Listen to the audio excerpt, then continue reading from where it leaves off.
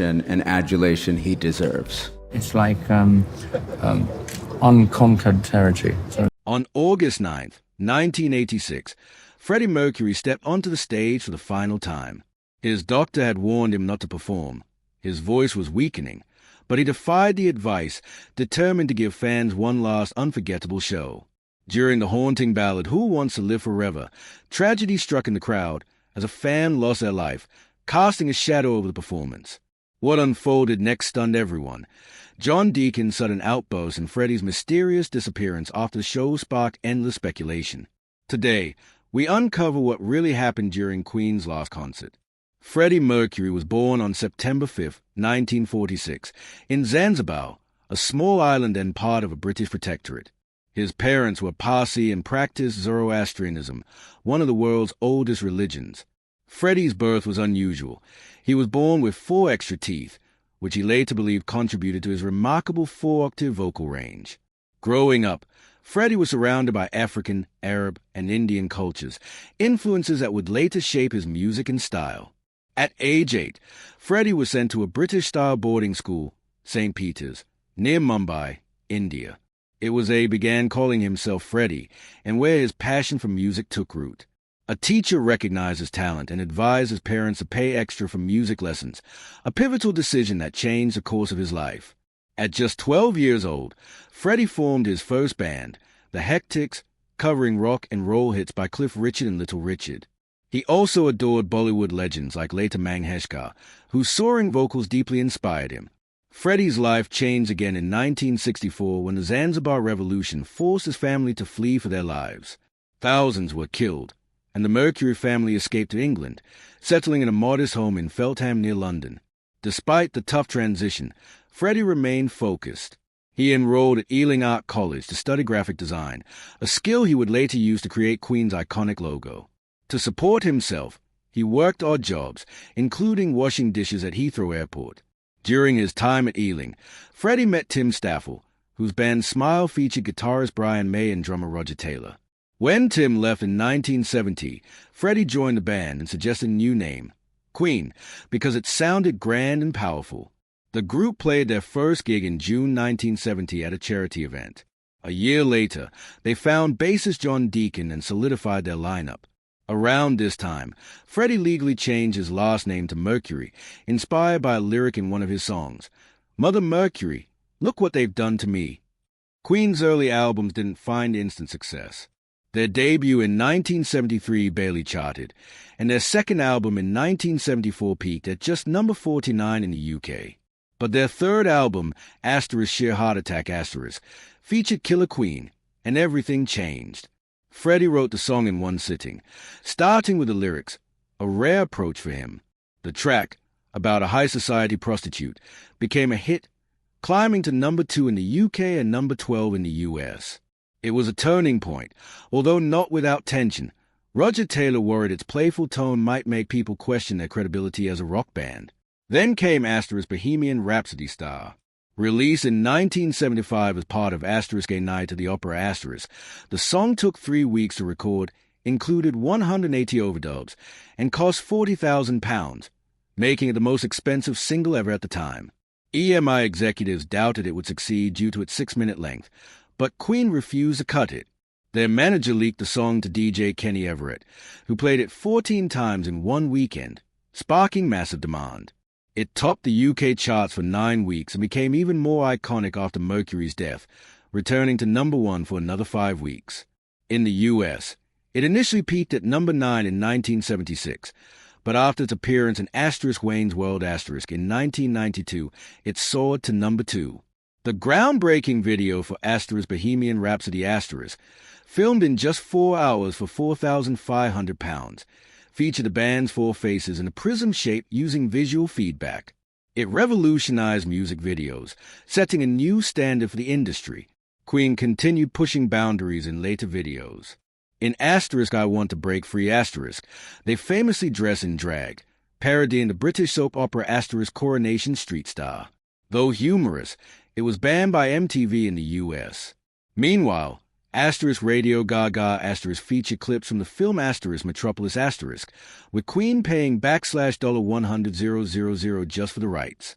Their live shows were equally revolutionary.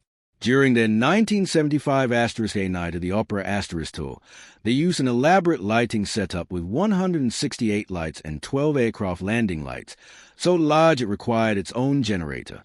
By 1986, at the height of their fame, Queen's lighting rig at Wembley featured over 1,000 lights in a 5-ton crown-shaped structure. Freddie's stage presence evolved dramatically. At first shy, he often stayed behind the piano. His signature MIC stand, used without its bottom half, was born from a performance accident when the stand broke. Finding it freeing, Freddie made it part of his iconic image. Over time, his flamboyance grew. In 1973, he began painting his nails black, inspired by Jimi Hendrix, and started wearing dramatic glam rock outfits designed by Xander Rhodes. In 1976, he donned his famous Harlequin jumpsuit, a skin-tight costume that had to be sewn onto him before every show. Freddie Mercury's legend is built not only on his voice and music, but on his fearlessness, creativity, and ability to transform pain into power. His final performance in 1986 may have ended with mystery and tragedy, but it also marked the culmination of a career that forever changed music. From Zanzibar to global superstardom, Mercury's legacy continues to inspire and captivate generations. In the 1980s, Freddie Mercury transformed his image yet again. He grew a thick mustache and adopted a more macho appearance, wearing leather pants and military-style jackets, a look inspired by New York's gay club scene. Despite this tougher persona, Freddie retained his signature flamboyance. In the controversial I Want to Break Free video, he appeared in drag, still sporting his mustache, which confused many viewers and stirred backlash. His stage antics also grew more outrageous. During the * Hot Space * tour in 1982, he famously rode on the shoulders of crew member dressed as Darth Vader while singing We Will Rock You. In Japan, he stripped down to just a pair of shorts mid-performance, removing pieces of his costume as the concert went on. His charisma and bold style made each performance unforgettable. The 1980s were a time of experimentation and challenge for Queen. In 1981, the band released * Hot Space *, which leaned into disco and funk, genres Freddie and bassist John Deacon were eager to explore. However, many fans disliked the new direction. The single Body Language pushed boundaries with its lyrics and sensual music video, which MTV banned. Undeterred, Freddie continued to pursue creative freedom. In 1985, he released his first solo album * Mr. Bad Guy *, a dance-heavy project he spent 2 years crafting in Munich. The album showcased synthesizers and high production detail, and Freddie's love for his cats, to whom he dedicated the record. Though it reached the UK top 10, it flopped in the US, yet it gave Freddie the confidence to keep innovating. In 1987, Freddie collaborated with opera star Montserrat Cabal on the album * Barcelona *, fusing rock and opera in a powerful blend that highlighted his vocal range. The title track later became the anthem for the 1992 Barcelona Olympics, though Freddie never lived to witness it. Meanwhile, Queen faced internal struggles. After * Hot Space *, the band toured, but by the end of 1982, they needed a break. Tensions were high. Brian May later admitted, "We hated each other for a while." During the recording of their 1984 album * The Works *, May was so frustrated he walked out and spent hours alone in a park. John Deacon unexpectedly disappeared to Bali without telling anyone, leaving the band stunned. Freddie joked about it by singing Bali High from * South Pacific Star. Controversy continued when Queen performed in Sun City, South Africa, in 1984, despite international protests against apartheid. They were banned by the Musicians' Union and criticized by the United Nations. Later, at a concert in Rio in 1985, the crowd booed them. Internally, Freddie's personal life was in turmoil, largely due to his manager Paul Prenter, who created friction within the group. Brian May refused to even name him in interviews, referring only to the guy who looked after Fred. Everything changed on July 13, 1985, when Queen performed at * Live Aid Star. Despite vocal issues, Freddie insisted on going on stage. At 6:41 p.m., they launched into a 21-minute set that included pieces of Bohemian Rhapsody, Radio Gaga, and We Are the Champions. Freddie's showmanship stole the spotlight. During Radio Gaga, he famously led the crowd in synchronized clapping, creating an iconic moment seen by 1.9 billion viewers worldwide. Backstage, Elton John told them, "You bastards, you stole the show." The performance revitalized Queen and sparked a new creative wave. Inspired, the band began work on *A Kind of Magic*, the soundtrack to the film *Highlander*, centered around immortality. They recorded using digital technology for a more modern sound. The title track, originally written by Roger Taylor, was reworked by Freddie, causing tension. Who Wants to Live Forever, written by Brian May after a scene from the film, featured an 80-piece orchestra and became one of Queen's most emotional ballads.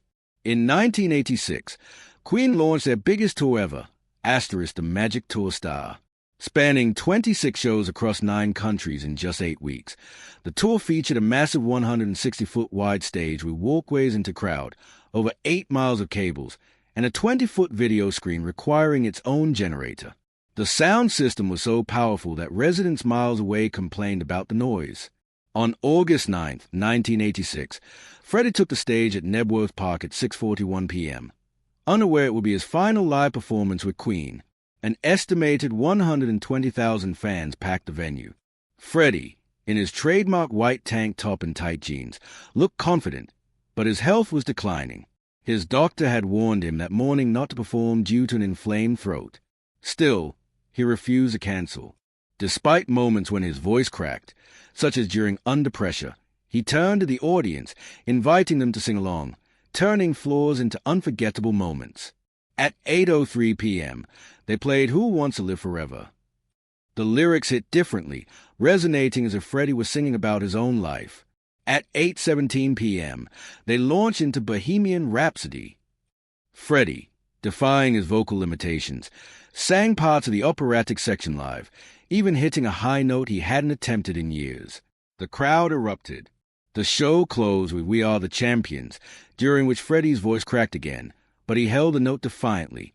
The crowd's roar could be heard in nearby villages.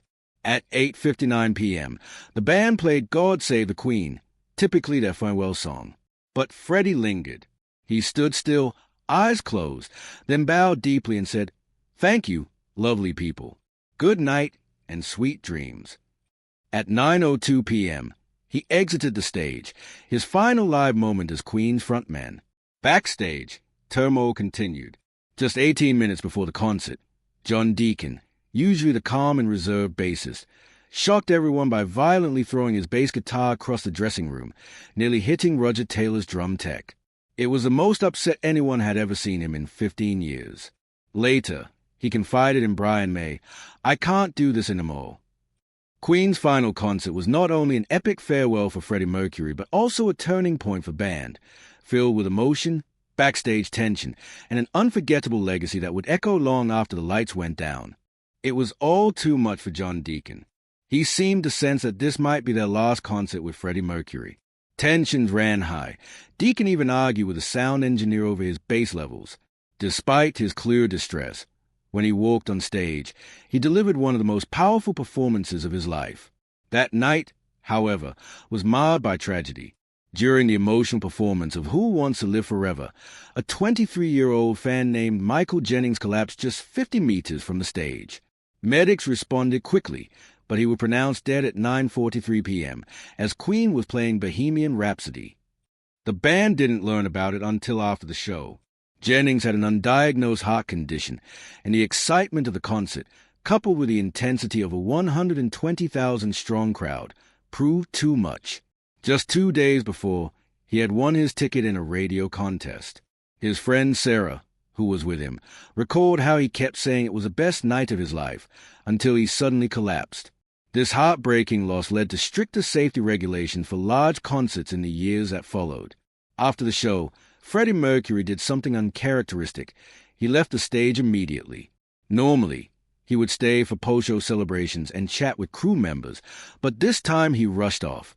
According to his assistant Peter Freestone, Freddie had received a troubling call from his doctor before the show regarding his health. The physical toll of the performance and the emotional weight of the news visibly affected him. He even forgot his silver bracelet, a piece he'd worn to every show since 1977. A cleaner found it later and returned it. On the ride back to London, Freddie sat in silence, dabbing at his eyes with a handkerchief, clearly lost in thought. Backstage, he had quietly turned to Freestone and whispered, "I don't know if I can do this." Roger Taylor later remembered finding Freddie alone in the dressing room. Freddie looked up and simply said, "Darling, I think I've given it my all." At the time, Roger thought he was just tired, but he later realized Freddie had been saying goodbye. Roger keeps a drumstick from that night in his studio to this day, as a reminder of their final show together. Deacon, who has long stepped away from public life, later admitted it was the hardest performance of his career. He even cried during "These Are the Days of Our Lives," sensing that it might be their last time playing together. For the band, that night truly felt like the end of an era. Freddie Mercury's life was filled with love, pain, and deep personal connections. One of the most important relationships in his life was with Mary Austin, whom he met in 1969 when he was 24 and she was 19. They quickly fell in love, moved in together, and got engaged. But in 1976, Freddie told Mary he was bisexual. She gently responded, "No, Freddie, I think you're gay." Though their romantic relationship ended, their emotional bond remained unshakable. Freddie often called Mary his one true friend and left her half his fortune, including his mansion, in his will. She stayed by his side until the very end and, honoring his wishes, kept the location of his ashes a secret. Freddie also had other meaningful relationships. He met hairdresser Jim Hutton in 1985, and they remained together until Freddie's death in 1991. He was also close to Austrian actress Barbara Valentin, and at times the three spent time together. Freddie's personal life was complex, often with overlapping relationships, reflecting his inner struggles with identity and love. Born in 1946, Freddie came of age in a time when being gay was illegal in many places. Though he knew he liked men early on, he often hid it. When asked about his sexuality, he would dodge the question, sometimes calling himself as gay as a daffodil in a playful yet guarded way. Beyond music, Freddie was a passionate collector and artist. Trained in art and design, he loved paintings, owning works by Picasso and Dali, as well as Japanese woodblock prints and antique glass.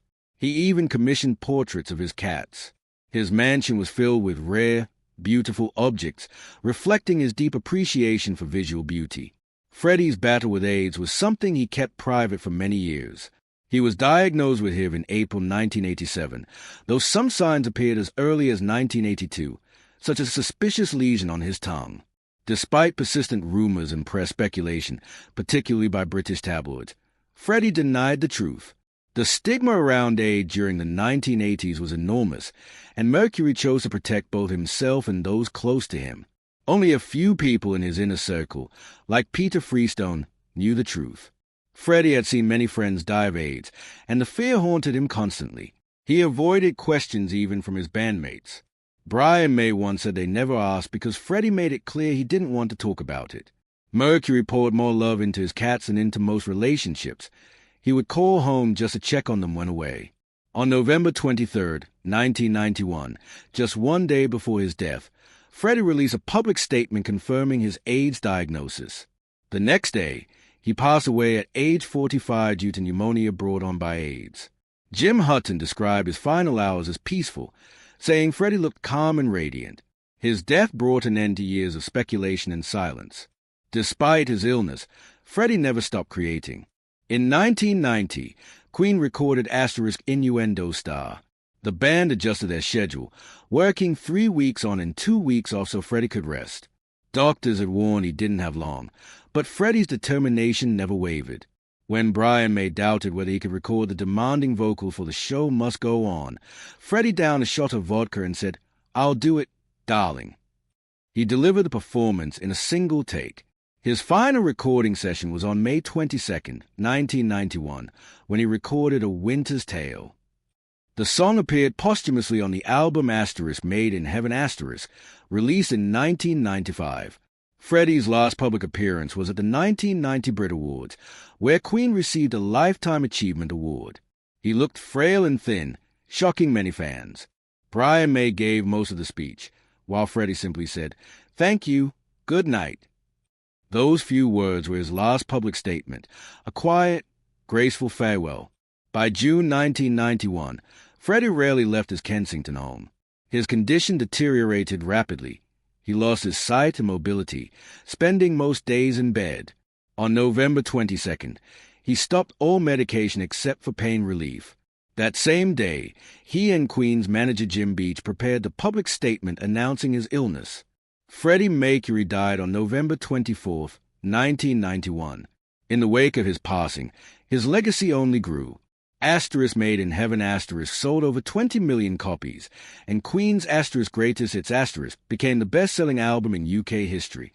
Freddie Mercury's voice, charisma, and courage continue to inspire millions, proving that even in death, the show truly must go on.